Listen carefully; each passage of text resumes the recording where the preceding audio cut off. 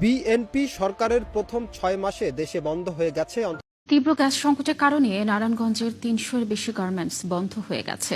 শিল্প উদ্যোক্তারা বলছেন, দিনের পর দিন গ্যাস সংকটের কারণে এরকম বহু কারখানা বন্ধ করে দিতে হচ্ছে।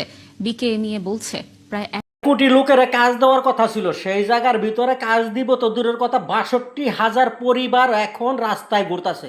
৬২,০০০ পরিবার মানে কি বুঝছেন? একজনের সংসারে 4 জনও আছে।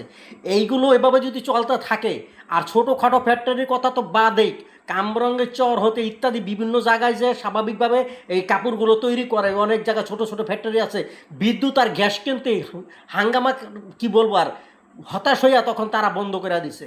হাজার হাজার না, লক্ষ লক্ষ লোক বেকার হয়ে গেছে, পরিবার বেকার হয়ে গেছে।